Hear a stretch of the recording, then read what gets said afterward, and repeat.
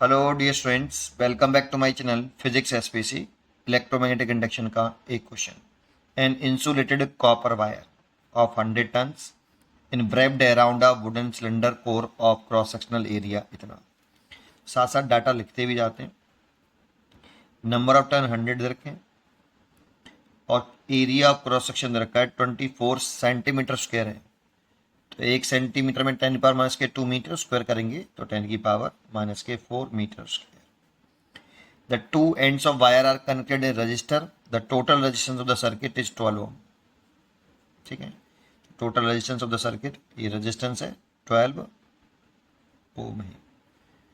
ठीक है, if an externally applied uniformity field in the core along the axis changes from 1.5 in one direction to 1.5 Tesla in opposite direction, the charge flowing through a point in the circuit during the change in magnetic field will be. एक diagram भी बना लेते हैं। एक wooden cylinder को कोरना लो आप ऐसे, ठीक है, और इसमें वायर लपेट दो आप इस तरह से, ऐसे 100 टन लपेटे। ठीक है, नंबर ऑफ टन है इसमें 100 और इसका जो एरिया क्रॉस सेक्शन हो गया ये वाला समझ लो, this is a area cross section A. और इसके दोनों एंड को कनेक्ट किया एक रजिस्टर से, कनेक्ट किया। इस पूरे सर्किट का जो रेजिस्टेंस है पूरे का दे रखा है ना। The total resistance of the circuit is 12 ohm मान लेते हैं। ठीक है, if an externally applied uniform magnetic field in the core along the axis, तो देखो ये इसकी एक्सेस हो गई। ठीक है, changes from 1.5 tesla in one direction. अब मान लो एरिया, जैसे ये जो सर्कुलर टर्न है ना, यहाँ पे जो सर्कुलर टर्न बनना है, इसके एरिया की डायरेक्शन प्लेन के परपेंडिकुलर बाई तरफ होगी। दैट मीन्स ऐसे मान लेते हैं एरिया की direction, this is the direction of area cross section, है ना। तो मैग्नेटिक फील्ड की डायरेक्शन एक बार तो अलोंग है, एक्स एक्सिस के अलोंग चेंज कर रहा है, लेकिन एक बार मैग्नेटिक फील्ड डायरेक्शन ऐसे मान लो B1। तो पहले वाले केस में, फर्स्ट वाले केस में मान लो ये एरिया का प्लेन हो गया और प्लेन के परपेंडिकुलर एरिया की डायरेक्शन हो गई है ऐसे। ये इस तरह से सर्कुलर प्लेन होगा ना, तो प्लेन के परपेंडिकुलर बाई तरफ ऐसे दिखा दी। ऐसे ही मैग्नेटिक फील्ड मान लिया फर्स्ट केस में B1 1.5 टेस्ला, ये तो फर्स्ट केस में हो गया। सेकंड केस में कुछ इस तरह से मान लिया, एरिया की डायरेक्शन तो ऐसे, मैग्नेटिक फील्ड की डायरेक्शन ऐसे कर दी, उसने चेंज कर दी। एक्सेस के अलॉन्ग है तो एक्सेस से ये हो गई, ये एक्स एक्सेस हो गई इसकी। ठीक है, ऐसे यहाँ बस बना लिया इसको, मैग्नेटिक फील्ड ऐसे कर लिया, लेकिन वैल्यू 1.5 टेस्ला ही है। ठीक है, फिर क्या पूछ रहा है हमसे, the charge phloem through a point in the circuit during the change in magnetic field will be.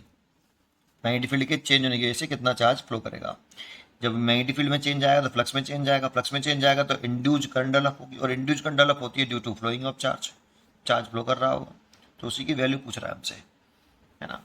तो जो टोटल चार्ज फ्लो होता है उसका फॉर्मूला बेस्ड क्वेश्चन है, लास्ट में बता भी दूंगा ये कैसे आया।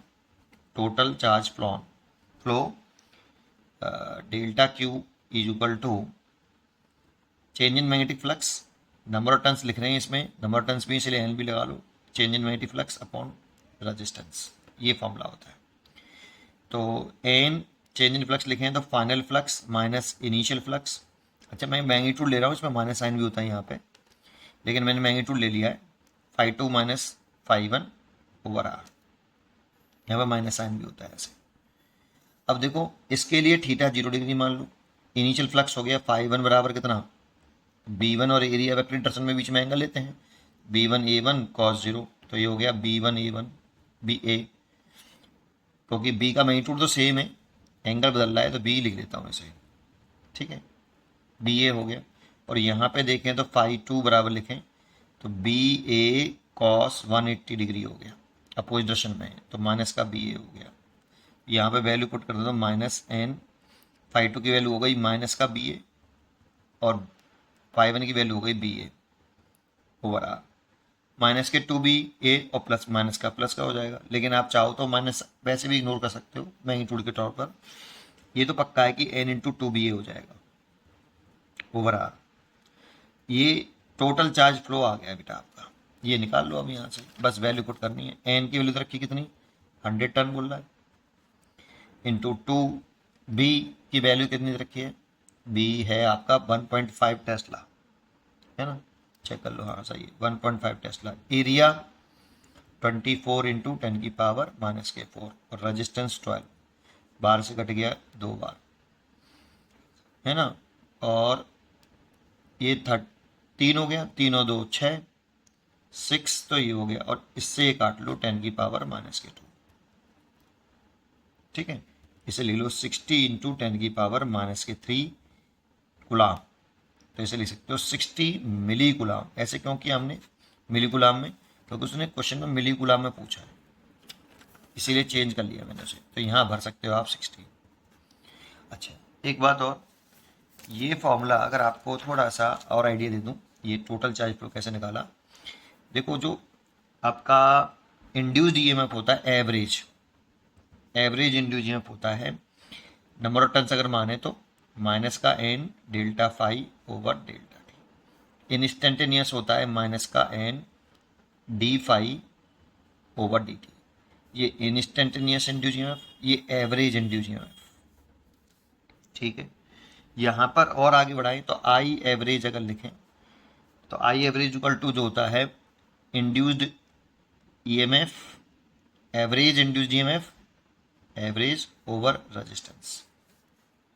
तो इसीलिए यहाँ इसकी जगह पुट करें तो माइनस का N delta phi over R delta T, इतनी इंड्यूस करंट आ जाएगी।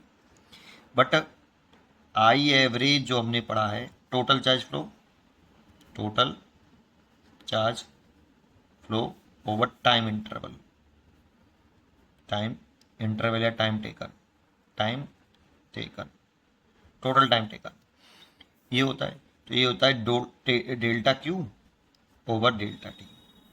अगर ये आई एवरेज है और ये भी आई एवरेज है, दोनों को इक्वल कर दें, तो इस आई एवरेज की वैल्यू पुट करते हैं माइनस का N delta phi over R delta T is equal to total charge flow. ये टोटल चार्ज फ्लो है, डेल्टा टी टाइम इंटरवल में इतना चार्ज फ्लो कर रहा है, डेल्टा टी से डेल्टा टी कट जाएगा, तो टोटल चार्ज फ्लो जो आया वो माइनस का N delta phi over R. इसे ऐसे लिख सकते हो minus N final flux minus initial flux over time resistance, time से डिपेंड होता है ये, ठीक है। उम्मीद करता हूँ कि आपको ये जरूर समझ में आया होगा। पढ़ते रहिए और खुश रहिए।